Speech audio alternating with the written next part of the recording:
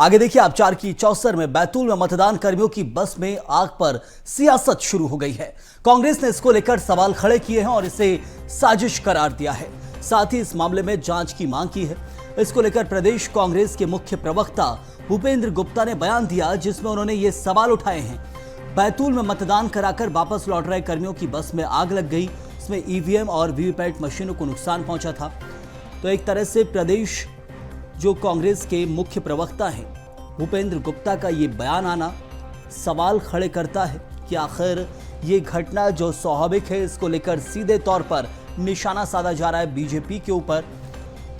तो भले ही ये जो एक अप्रिय घटना प्रदेश में घटी है, वीवीपैट और ईवीएम मशीन लेकर मतदान कर्मी अपने स्ट्रांग रूम की तरफ हेडक्वार्टर में पहुंच रहे थे। मतदान संपन्न कराकर मतदान केंद्र से तभी एक बस में आग लग जाती है और इस घटना में जो मतदान कर्मी है वो बस से कूदकर अपनी जान बचाई। कहा गया ईवीएम और वीवीपैट मशीनें जलकर खाक हो गई हैं।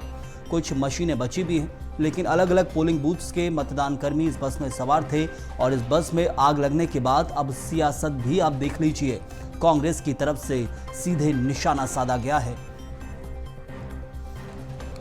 और इस मामले में जांच की मांग भी की गई है। तो बैतूल में मतदान कर्मियों को वापस ला रही बस में आग लग गई थी। ये तस्वीर आप देख रहे हैं, बीते रात का ये पूरा मामला है। 6 पोलिंग बूथ के मतदान कर्मी इसमें सवार थे। तो बैतूल लोकसभा क्षेत्र के जहां 6 पोलिंग बूथ जो हैं, वहां के मतदान कर्मी इस बस में सवार थे।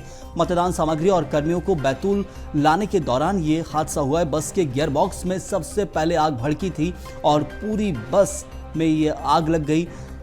साईखेड़ा थाना क्षेत्र के गौला के पास बस में ये आग लगी है। जो ड्राइवर था बस का, उसने भी कूदकर अपनी जान बचाई। मतदान कर्मियों ने भी खिड़की से कूदकर अपनी जान बचाई है। तो एक बड़ी जनहानि भी हो सकती थी इस घटना में, लेकिन जैसे तैसे मतदान कर्मियों ने कूदकर अपनी जान बचाई है। लेकिन मशीन्स और वीवीपैट जो मशीनें थी, ईवीएम मशीन थी, वो जल गई हैं। 2 पोलिंग बूथ की सामग्री हादसे में सुरक्षित है, बाकी और जो सामग्री थी वो जल गई है। तो बैतूल में मतदान कर्मियों को वापस ला रही ये बस में आग लगी थी और इस घटना के बाद अब सियासत भी है। चलिए सबसे पहले आपको सुनाएंगे कांग्रेस के मुख्य प्रवक्ता भूपेंद्र गुप्ता का क्या कुछ है कहना।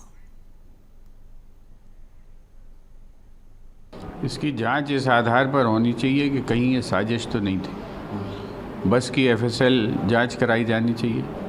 ऐसी कोई बस में आग लगती, गियर बॉक्स से आग लग गई। गियर बॉक्स में तो तेल होता है, पेट्रोल तो होता नहीं है।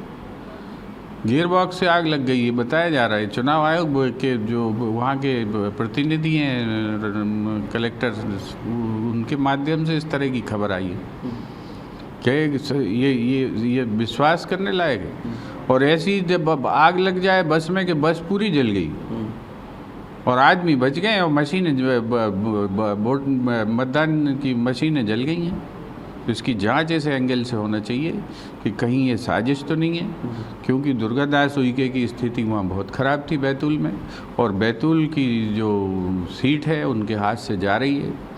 तो इस दृष्टिकोण से इसकी जांच हो और निष्पक्ष जांच तत्काल होना चाहिए। और जिन क्षेत्रों की मशीनें वहाँ पर उस बस में जा रही थी उसकी स्पष्ट जो है सरकार को उसका चुनाव आयोग को डाटा बताना चाहिए कि कौन कौन से नंबर की मशीनें उस गाड़ी में जा रही थी, और उन मतदान केंद्रों पर फिर से मतदान कराया जाना चाहिए। तत्काल इसके आदेश निकलने चाहिए। और 13 तारीख का अभी जो अगला मतदान है उसमें इन मतदान केंद्रों पर डलना चाहिए। और पहले तो सरकार इस बात का आज ही चुनाव आयोग को यह जारी करना चाहिए कि उसमें कितनी मशीनें थीं, किन किन पोलिंग बूथों की मशीनें थीं और उन मशीनों का नंबर क्या था।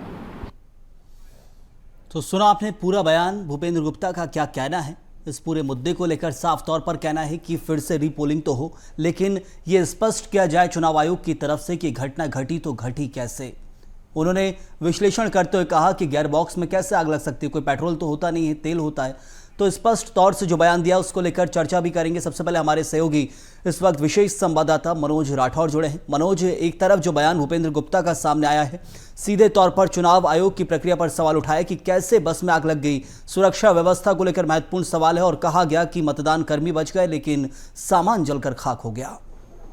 आज बिल्कुल ऐसे ही हम वैसे तो हार के बाद कांग्रेस से ईवीएम मशीन पर सवाल खड़े करती, लेकिन इस बार मामला उस बस से जुड़ा है जिसमें आग लगी थी, मतदान कर्मी जिसमें सवाल थे, और बैतूल की ईवीएम मशीन उसमें रखी थी लोकसभा सीट में जो मतदान हुए थे। हालांकि जो जानकारी निकलकर सामने आई, प्रशासनिक तौर पे करीब 4 ईवीएम को इसमें नुकसान हुआ है, और यही कारण है कि जिला निर्वाचन पदाधिकारी ने इसको लेके जो रिपोर्ट है वो चुनाव आयोग को भेजी, और चुनाव आयोग ने भारत चुनाव आयोग को ये जानकारी भेजी। लेकिन अब इस पर जांच को लेके कई तरीके के सवाल अब कांग्रेस खड़े कर रही। यही कारण है कि अब कांग्रेस इस पर जो है निष्पक्ष जांच की मांग कर रही है और कई तरीके के सवाल भी उठा रही है। बिल्कुल मनोज, और एक और महत्वपूर्ण चीज है कि रीपोलिंग को लेकर अब तक क्या कुछ कहा है चुनाव आयोग ने, कि आखिर रीपोलिंग को लेकर कोई निर्णय लिया गया है कि अभी भी घटना में सिर्फ जांच होगी? जी बिल्कुल, क्योंकि यदि मशीनों को नुकसान हुआ है, ईवीएम को नुकसान हुआ है, बैलेट मशीन को नुकसान हुआ है, तो इसको लेके जो रिपोर्ट निर्वाचन आयोग को मिली है, चुनाव आयोग को मिली है, उसे भारत निर्वाचन आयोग को भेजी गई है। यानी वहाँ से जिस तरीके के भी निर्देश मिलेंगे उसके बाद राज्य चुनाव आयोग उस पर उसका पालन करेगा। और संभवतः हो सकता है कि यदि डाटा सुरक्षित नहीं है मशीनों के अंदर, तो उसको लेके जिन सेंटर की, जिन पोलिंग बूथ की ये ईवीएम थी, वहाँ पर रीपोलिंग हो, यानी वहाँ पर फिर से मतदान हो सकता है। आने वाले जो चौथे चरण के मतदान हो उसमें संभवतः ये कराया जाए, लेकिन अभी क्योंकि उसकी तकनीकी तौर पर जांच होना बाकी है, और उसके बाद ये फैसला भारत जो निर्वाचन आयोग है वो उसके द्वारा दिल्ली में बिल्कुल मनोज, निर्वाचन आयोग को क्या फैसला होगा उसका इंतजार करेंगे। और इस वक्त हमारे साथ बीजेपी और कांग्रेस दोनों ही पार्टियों के प्रवक्ता भी जुड़े हैं। बीजेपी से नेहा बग्गा हैं तो कांग्रेस से जितेंद्र मिश्रा इस वक्त हमारे साथ हैं। जितेंद्र जी, सबसे पहला महत्वपूर्ण सवाल है कि एक अप्रिय घटना घटी है। ऐसी घटनाएं जहां षड्यंत्र को लेकर सवाल किया जा रहा है कि कोई षड्यंत्र हो सकता है क्या? आपके जो मुख्य प्रवक्ता भूपेंद्र गुप्ता ने सवाल उठाया है कि इसके पीछे आखिर बस में आग लगी तो लगी कैसे। वो गियरबॉक्स का विश्लेषण करते भी नजर आए हैं अपने बयान में कि गियरबॉक्स में तो तेल होता है, पेट्रोल होता नहीं, तो आग भड़क कैसे गई है, जबकि एक अप्रिय घटना है। और इसको लेकर जो चुनाव आयोग ने कहा या फिर वहां के जिला निर्वाचन अधिकारी ने कहा है कि ये स्वाभाविक है, ये कोई भी सुनियोजित घटना नहीं है। देखिए, एक चीज समझ में नहीं आ रही है कि सरकार में बैठे अधिकारी जहाँ के चुनाव के कार्य को प्राथमिकता देना ही उनका सबसे बड़ा काम होता है। जहां पर चुनाव की अधिकारी, चुनाव की सामग्री, सारी की सारी प्रायोरिटी में सुरक्षा दी जाती है, वहां पर ऐसी घटना निश्चित तौर पर दुर्भाग्यपूर्ण है। मुझे ये लगता है कि गियरबॉक्स के ऑयल से आग लगना और आग लगने के बाद पेटियों को, ईवीएम्स को सुरक्षित ना उतार पाना, ये कोई एक ऐसी घटना नहीं है जो जिसे ये कहा जा सके कि ये साधारण घटना है। इसमें कहीं ना कहीं साजिश की बू आ रही है, जिसको लेकर के हम लगातार चिंतित हैं। जिन पोलिंगों पे कांग्रेस का मतदान अच्छा हो जाता है, जिस पोलिंगों पे हमारे टेंट में भीड़ लगती, हमारे पक्ष का मतदान दिखता है, निश्चित तौर पर वहां की ईवीएम क्यों खराब होती है, 2 घंटे बाद चालू होती है। वहां पर ईवीएम की सुरक्षा को लेकर ये हुआ, आपने देखा कि ईवीएम जल गई। ये तो मुझे लग रहा है कहीं ना कहीं साजिश है। ये सामान्य घटना नहीं है, स्वाभाविक घटना नहीं है। कोई पेट्रोल से भरी हुई टंकी नहीं रखी थी वहां जहां पर बचाव नहीं किया जा सकते। जब पोलिंग पार्टी को नीचे उतारा जा सकता है तो सामान भी नीचे उतारा जा सकता है। नेहा जी, महत्वपूर्ण सवाल यह है कि एक तरह से भूपेंद्र गुप्ता ने जो बयान दिया उसमें कहा है कि कांग्रेस की जो स्थिति वहां मजबूत थी, दुर्गादास उइके की स्थिति कमजोर थी, और उसी क्षेत्र में यह घटना होना, तो महत्वपूर्ण ये सवाल उठाए जा रहे हैं चुनाव आयोग की कार्यप्रणाली के ऊपर। देखिए, जिस प्रकार की ये घटना हुई है उसमें कलेक्टर साहब ने स्पष्ट बताया है कि स्पार्क की वजह से ये आग लगी है, बस में जो स्पार्क हुआ है। और इस प्रकार की घटनाएं अक्सर कई देखने को मिलती हैं गाड़ियों के साथ में, ऑटोमोबाइल्स, ये सब कोई चीज ये जानबूझ के की जाती है। पर कांग्रेस की ये आदत है कि कांग्रेस गाहे बगाहे किसी न किसी इंस्टीट्यूशन पर सवाल उठाने के लिए माहिर है, और ये लगातार कांग्रेस पार्टी करती आई है। आज पहली बार नहीं हुआ है, इसलिए कोई हैरानी की बात नहीं है। चाहे चुनाव आयोग पे प्रश्न उठाना हो, चाहे सुप्रीम कोर्ट पे हो, चाहे आर्मी पर्सनल्स पे हो, एक हमारे देश में एक बार नहीं 2 बार बहुत ही अप्रिय घटना हुई। जब माननीय राजीव गांधी जी और इंदिरा गांधी जी नहीं रहे, सरकारें कांग्रेस पार्टी की थी, मैं मशीनरी से इसलिए उनके ये महान व्यक्तित्व की तुलना कर रही हूँ क्योंकि कांग्रेस अभी कह रही है कि सरकार की जिम्मेदारी है। तो क्या ये षड्यंत्र कांग्रेस पार्टी का था? तो इस प्रकार के कुतर्क देना कांग्रेस पार्टी कृपया करके बंद करे, क्योंकि अप्रिय घटनाएं जो हैं ये कभी भी कहीं पर भी होती हैं और इसका सामना जो है वो चुनाव आयोग कर रहा है। कलेक्टर ने कहा है कि वो अपनी रिपोर्ट जो है वो चुनाव आयोग को भेजेंगे, उसमें जो 5, 6, 7 बूथ जो इफेक्ट हुए हैं उस पर निर्णय लिया जाएगा। जो जिस प्रकार की घटना है उसको उसी दृष्टि से देखा जाना चाहिए। बिल्कुल जितेंद्र जी, 3 चरण के चुनाव हुए हैं, एक घटना सामने आई है और उस घटना को सीधे तौर पर सियासत से जोड़ देना, क्या यह सही है? क्योंकि एक ही घटना हुई है, कोई ऐसी 3-4 घटनाएं नहीं हुई जिसको लेकर सवाल उठाया जाए। एक अप्रिय घटना हुई है और यह स्वाभाविक है, या बस में आग लगी उसके कारण हो सकते हैं कि चुनाव आयोग बसों को हायर करता है तो क्या सोचकर सीधे जब्ती की कार्रवाई करता है, आगे पीछे देखना चाहिए। बहुत सारे सवाल चुनाव आयोग की कार्यप्रणाली पर उठ सकते हैं, लेकिन बस में आग लग जाए और उसको लेकर सीधे सियासत की विपक्षी दल की ओर निशाना किया जाए।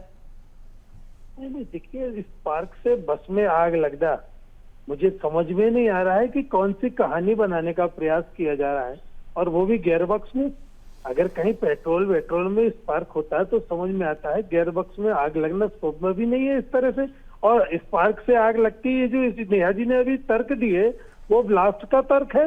ब्लास्ट होता तो हम इस बात को स्वीकार करते कि हाँ चलिए घटना हो गई, लेकिन स्पार्क होगा, आग पकड़ेगी, आग भड़केगी, इसमें 2-5 मिनट का समय लगता है। कोई में ब्लास्ट तो नहीं हुआ, और उसमें समय में अगर आप ईवीएम को सुरक्षित बाहर नहीं ला पा रहे, सारे के सारे लोग बाहर उतर के आ गए, ड्राइवर जितेंद्र जी, लेकिन एक नेगेटिव घटना जो हुई, एक नेगेटिव खबर सामने आई है, बस में आग लगी, तो उसको सीधे तौर पर अपनी तरफ से उठाना सवाल कि आखिर नहीं इसमें सत्ता पक्ष की कोई ना कोई हस्तक्षेप है, तो ये आपको लगता नहीं कि ये गलत है? क्योंकि एक स्वाभाविक सी घटना माना जाना चाहिए इसको। मैं आपको नियत बता रहा हूँ, जिन जिन पोलिंगों पे हम मजबूत हैं उन पोलिंगों पे ईवीएम खराब हो जाती है 2 घंटे। अब मैं तो विदिशा लोकसभा में घूम कर आ रहा हूँ, रात में लौटा हूँ भोपाल, जिसमें मतदान केंद्र पे कांग्रेस मजबूत होती है वहां पर ईवीएम कमजोर पड़ जाती है, ईवीएम खराब हो जाती है, तकनीकी कारणों से ईवीएम में। चलिए एक छोटा सा सवाल ले लेता हूँ नेहा जी से। नेहा जी, सीधा सा सवाल है, जहां ईवीएम खराब होगी, जहां बस में आग लगेगी, वही कांग्रेस मजबूत थी। जहां भी जो घटना होगी, अप्रिय घटना, उसमें कांग्रेस स्थिति मजबूत थी। बताया कि वो कल रात को लौट कर आए हैं। मैं तो जितेंद्र जी से पूछना चाहती हूँ, क्या ये विदिशा लोकसभा निवासी हैं? कल क्यों लौट कर आए? 2 दिन पहले क्यों नहीं आ गए जब 5 बजे प्रचार थम गया था? तो कांग्रेस इसी आचरण के लिए जानी जाती है। एक तो जो कानूनी प्रक्रिया है, जो चुनाव की प्रक्रिया है, उसमें बाधा डालना, उसमें हस्तक्षेप करना, अगर कोई अप्रिय घटना घट जाए तो उस पर गिद्ध राजनीति करना। जितेंद्र जी, आप तो पॉलिटिकल पार्टी, सबसे पुराना दल जो है कांग्रेस पार्टी इस देश का, उसके नेता है, उसके कार्यकर्ता है। आपको कायदे से 2 दिन पहले वापस आना चाहिए था, चुनाव प्रचार थमते ही। कल रात तक आपको वहां ठहरना नहीं चाहिए था, नंबर 1।